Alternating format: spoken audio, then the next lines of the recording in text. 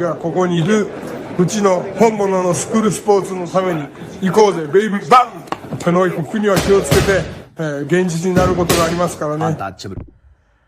Alright, so we're going to go ahead and continue the long-standing tradition of covering Japanese boxing here on True School Sports. True School Sports, the #1 source of Japanese boxing in America. Now, guys, this is going to be my total review of the card. I'm not going to be out here making a bunch of videos. I just want to get it all in one video because I'm tired. I was live for like the last 4.5 hours. And really and truthfully, I want to give my thanks and my appreciation to every last person that tuned into the live and watched, you know, the Inoue Picasso and Junto Nakatani and Sebastian Reyes fight and Taiga Imanaga and, you know, all these different type of fights. It was really a blast and definitely a great way to do our last live fight reaction of the year. So thank you guys for that. But let's start off with the main story of this card because the co-main event was actually the fight that stole the show. You had Junto Nakatani, you know, in the ring, facing a hard 20-0, 18 knockout Mexican fighter in, you know, Sebastian Hernandez Reyes. And this was the fight. When people would ask me, when they would say, BT, what's the fight of all the, you know, Inoue-Nakatani and Kenshiro, which one of those do you think is the fight where you could see an upset the most? And I said it was this one because of this guy's knockout record and his durability, his ruggedness, and you know, I've had questions about Junto Nakatani as far as like what happens to him if someone stands up to his power because it's been a while since he's gone past the 6th round. He's been hitting these guys and they've been falling, right? And so in this fight, let me first preface everything I'm going to say by everyone knows that the Tokyo Dome has been on hold. Like they're trying to get that fight with Inoue and Nakatani to happen because, you know, it's a big fight for Japanese boxing.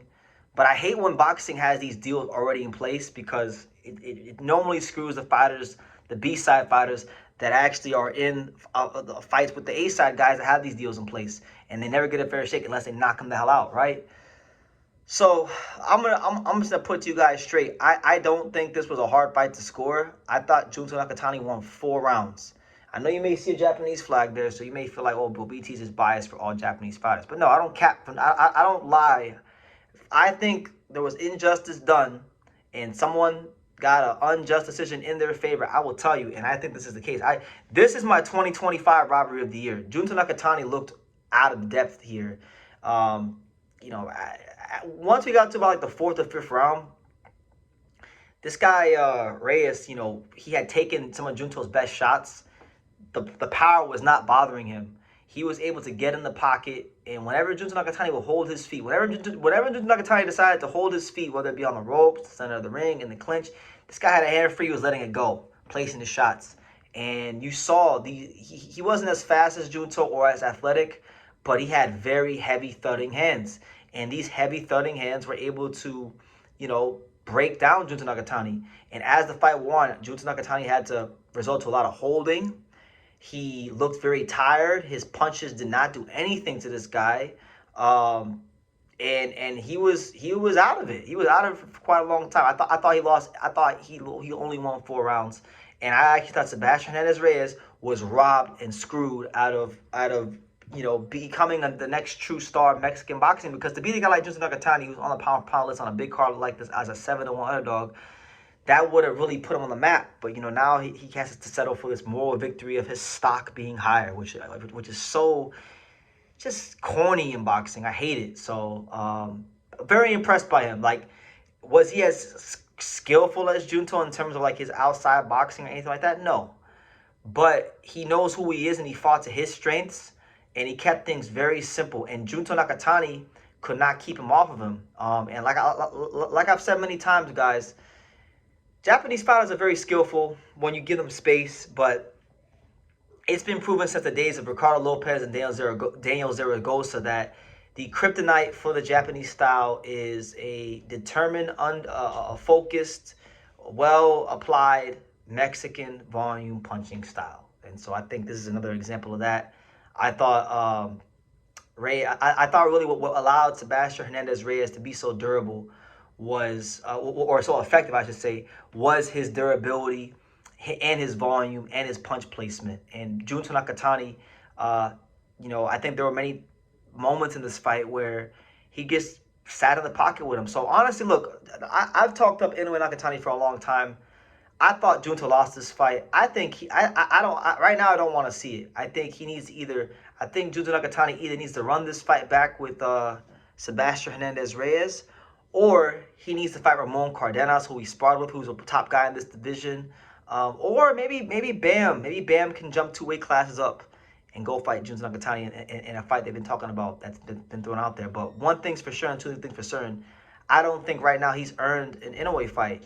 Yes, he's a great fighter. He's an awesome fighter. He's, I believe, a three division champion, pound for pound fighter. But this is the first time in a while where he's had to be forced to make some adjustments, and he couldn't make the adjustments. So I think that leaves some things to be desired. I think he needs to earn the Inoue fight, and I think the way he earns Inoue fight is by either A, fighting this Mexican again, and showing that he's definitively better than him, or B, fighting like a Ramon Cardenas or Bam Rodriguez and beating the brakes off one of them. Then you could fight Inoue. But right now, like you showed that if as good as you are, as destructive as you can be at 122, things are iffy. And I thought you were. I thought Sebastian Hernandez Reyes is robbed. Just because I like Junto Nakatani, I'm not gonna sit here and make excuses for him or lie. He got a straight gift decision, and that's how that's what I'm going with. So back to the drawing board. I'm sure Rudy Hernandez and him will come up with a great game plan. And, yeah. I mean, and look, I'm not going to outright write him off against Inoue because even though this Mexican had a lot of success against him, Inoue doesn't fight like this guy. This guy is a rugged, in-your-chest, Mexican fighter with a lot of durability and volume punch. That's not Inoue. Inoue has more of a Japanese style. He's going to be more at mid-range. He will allow Nakatani to do more and be more effective, So I still give him a chance against Inoue, but see, now I was looking at the Inoue-Nakatani fight as like at best 55-45 or 60-40. Now that fight's, in my mind, 70-30 because I saw a lack of adjustments from the Nakatani side of things. So that's my stance on that. Got a gift, get better, come back and improve. As far as Naoya Inoue, the monster, what can we say about him that hasn't been said already? He's a great fighter. Obviously he won. We knew, we all like I know I made a video kind of out there for Picasso just in case he did the unthinkable, but there's a reason why I was shitting on this fight because it wasn't a competitive fight, and I knew that. Picasso is not on that level. Picasso does not have the punching power to really trouble Inoue, and on top of that, Picasso, what was kind of crazy about Picasso was like early on in the fight he started out pretty good. I gave him like 2 rounds early in the fight. Like I gave him two of the first 6 rounds. But as the fight wore on, he fought more like a Paul Butler type of fight. Very gun shy, calculated, in the high guard. Just didn't give Inoue a lot to work with. And, Inoue will land a lot of jabs. Inoue will land a lot of left hooks to the body. But Inoue had a very hard right hand around the guard. Him and his team looked like they game planned against that right hand. They kind of like, if you're gonna knock us out or beat us tonight, you're not gonna knock us out with that punch like you done to everyone else. And there were times where Picasso, being the significantly taller guy at 5'8", would be crouching down and getting lower than Inoue, making himself a smaller target. So he was doing some good things here and there, but overall, class tells over time. Inoue was just too quick, too fast, too sharp, and too good, but he just couldn't get the stoppage. So that being said, a lot of people are going to hold it against Inoue because he's held to such a high standard, and I get it. With great power comes great responsibility. But I'm impressed, man. I'm very impressed with Inoue. Just even though I give him some flack for fighting some guys I just don't think are on his level this year. To fight 4 times in a calendar year, and defend the undisputed title 4 times in a calendar year, that's unprecedented. And he's the first fighter since Larry Holmes to successfully defend the ring belt 4 times in a calendar year. This is the first time it's happened since 1983. So he saw history, and he outclassed a younger, bigger, undefeated, top super bantamweight contender. And no one's in a better eye on it because, that's the standard that Inoue has set for himself. So the question, that begs the question of, what will Inoue do next?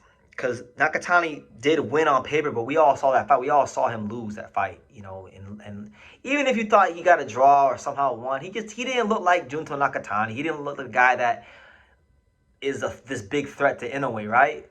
And even before any of this happened, just yesterday, Hideki Ohashi and Inoue were already floating the idea around of Inoue fighting for a featherweight title next year, which I think they should do. I mean, Inoue would become the 8th 5-division champion in the history of boxing, which to me would really put him in esteemed company with guys like, Terrence Crawford, Sugar Ray Leonard, Floyd Mayweather, Tommy Hearns, Oscar De La Hoya, Manny Pacquiao, and Roberto Duran. Those are the only other guys that have been 5-division champions in our sport, and he would join that exclusive club and cement his royalty status in the fight game for the whole history of the sport.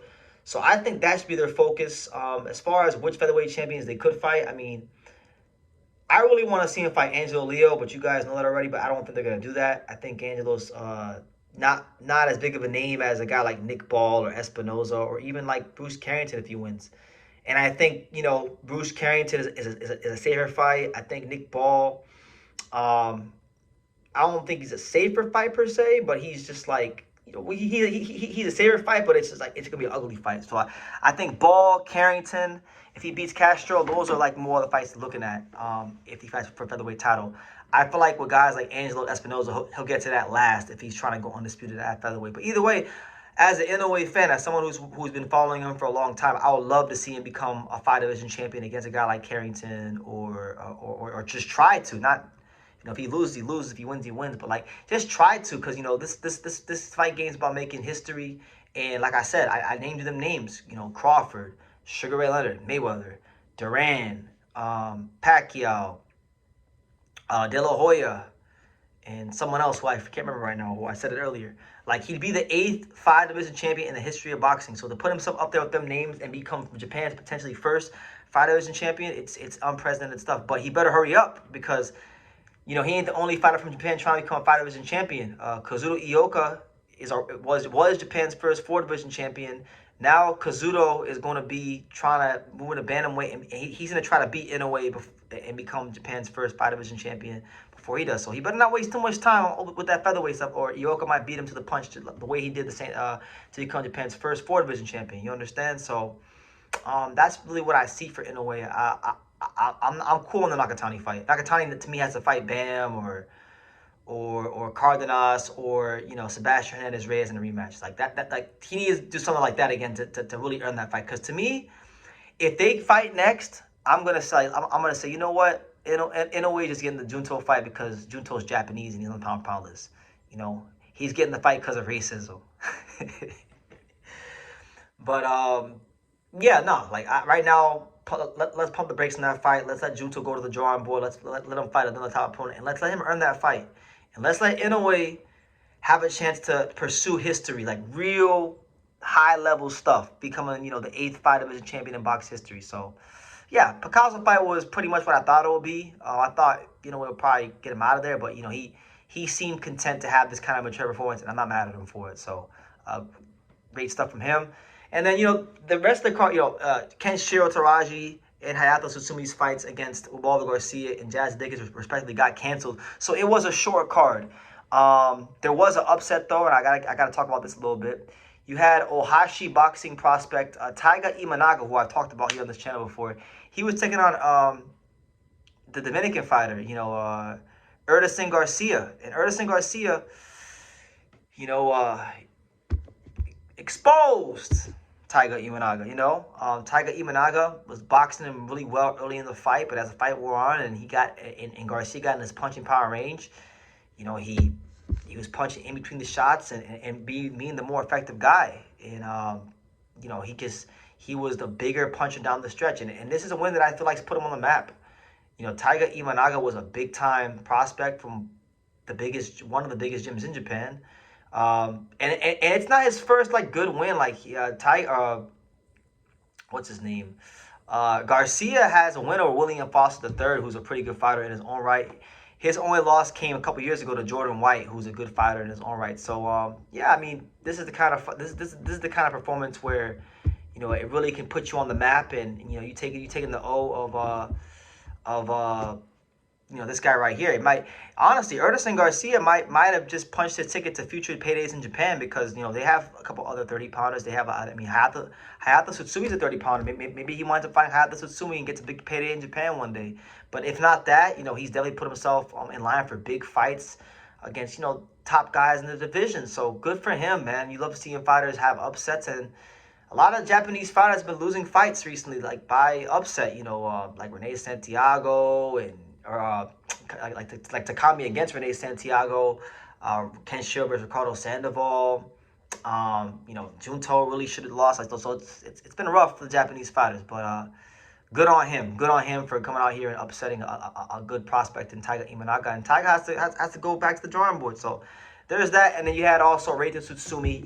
He runs his record up to 4-0 with another savage victory over you know, Leobardo Sanchez. So you know, one of the brightest prospects in boxing, just moving along very straightforward.